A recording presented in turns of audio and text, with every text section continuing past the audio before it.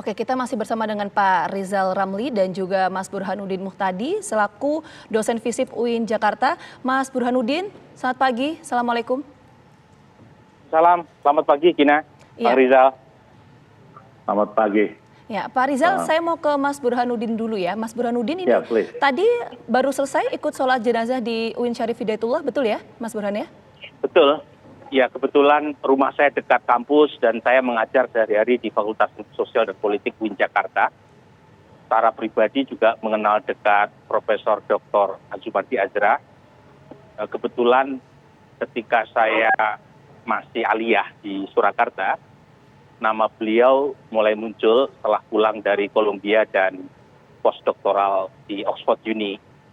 Jadi nama beliau muncul di Jurnal Ulumul Quran. Jadi salah satu yang memotivasi saya datang ke IAIN Jakarta saat itu, masih IAIN belum jadi UIN, adalah Profesor Dr. Azumardi Azra. Jadi beliau punya banyak amal jariah, termasuk transformasi IAIN ke UIN, yang kemudian direplikasi oleh banyak IAIN seluruh Indonesia. Itu adalah kontribusi Profesor Azumardi Azra, termasuk pula menyekolahkan banyak sekali dosen-dosen muda luar negeri ke barat, termasuk saya dan banyak sekali kolega, bagian dari proses pemodernan pendidikan Islam dan memotivasi agar anak-anak pesantren punya kesempatan yang sama untuk mendapatkan pendidikan tinggi. Jadi UIN Jakarta ini sebagai informasi, ketika saya dulu masuk pertama kali tahun 96, itu sebagian besar diisi oleh jurusan agama, tapi berkat jasa Profesor Azumardi Azra, ada jurusan-jurusan baru, ada fakultas-fakultas baru, fakultas kedokteran, fakultas sains dan teknologi, FISIP, kampus saya, termasuk juga psikologi dan lain sebagainya, dengan membawa talenta terbaik. Ada rektor UI saat itu, Profesor Tajudin, yang menjadi dekan fakultas kedokteran UIN, dan banyak alumni-alumni dari ITB yang dibawa Profesor Azumardi ke UIN Jakarta. Jadi istilahnya beliau, dengan transformasi IAIN UIN akan memberikan kesempatan yang timpal buat anak-anak pesantren, karena kalau mereka misalnya kompetisi bebas melawan anak-anak SMA umum untuk masuk ke fakultas kedokteran atau teknik, itu tentu kalah. Jadi UIN Jakarta menurut dia adalah satu affirmative action untuk memberikan kesempatan yang sama buat anak-anak pesantren untuk menikmati pendidikan menjadi dokter atau insinyur. Jadi tidak hanya concern soal kebebasan pers, perlindungan pers, dan juga peradaban muslim, tapi juga berkaitan dengan pendidikan. Itu luar biasa sekali tentunya Mas Burhan ya. Nah, saya mau bergeser dulu Mas Burhan, ini ke Pak Rizal dulu ya Mas Burhan ya, nanti saya kembali ke Mas Burhan. Ya. Pak Rizal, jadi tadi sempat disinggung juga oleh Mas Burhan bahwa almarhum ini concern sekali terhadap dunia pendidikan, bahkan bagaimana pengaruh beliau yang cukup besar dalam transformasi di UIN Syarif Hidayatullah. Nah, apa sih kemudian mendasari almarhum ini sangat concern terkait dengan hal-hal itu, Pak Rizal? Kalau kita lihat sejarahnya, beliau itu mahasiswa yang aktivis selama mahasiswa, tetapi bukan sekedar aktivisan, tetapi juga intelektual yang sangat terbuka terhadap ide-ide baru. Dan yang ketiga, beliau punya kesempatan untuk kuliah, ambil doktornya di Columbia University. Itu universitas terkemuka di Amerika dan di Oxford. Jadi world view-nya sangat luas. Dasarnya memang dari lingkungan Islam, tapi wawasannya itu sangat terbuka. Dan sebagai seorang intelektual itu nggak bisa dilepaskan dengan dunia pendidikan, secara formal maupun tidak formal. Tokoh-tokoh pergerakan kita memberikan pendidikan secara resmi, ya ada yang aktif di universitas, tapi juga aktif di dunia di luar universitas untuk tetap bisa jadi guru bangsa. Dan rata-rata mereka itu hebat, dan Profesor Asyul sangat hebat.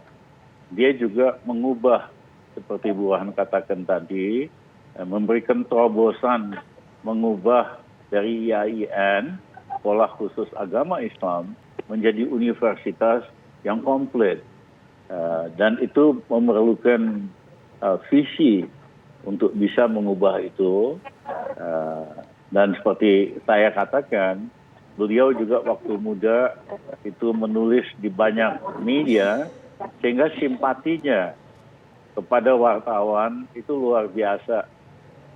Saya cerita tadi, 3 bulan yang lalu saya WA-an sama beliau, karena terganggu, kok ada sih wartawan diadili di pengadilan biasa. Karena wartawan itu tidak bisa diadili di pengadilan biasa, tapi harus diajukan dulu ke Dewan Pers. Mereka dilindungi oleh undang-undang pers yang lex specialis. Nah, Profesor Azyu sama persepsinya sama saya, ini nggak benar, ya kan? Kemudian dia keluarkan pernyataan terbuka sebagai Ketua Dewan Pers bahwa wartawan tidak boleh diadili oleh pengadilan biasa, tetapi harus diajukan ke Dewan Pers. Jadi Gina, kalau kita lihat kebanyakan tokoh-tokoh pergerakan kita, tokoh-tokoh nasional kita memiliki multi-interest. Istilah saya itu manusia multidimensi, bukan hanya single. Dimensinya cuma satu aja gitu. Kalau jadi sejarawan aja, atau kayak saya ekonom doang. Ya, tapi kita terbiasa dengan sikap dan attitude intelektual yang sifatnya multidimensional, bahwa semua hal harus dilihat dari berbagai sisi sebelum menyimpulkan atau melakukan sesuatu. Beliau betul-betul intelektual par excellence, intelektual yang membumi, dan yang ketiga mewariskan banyak kader-kader muda yang tangguh seperti Burhan dan lain-lain di Indonesia. Ya.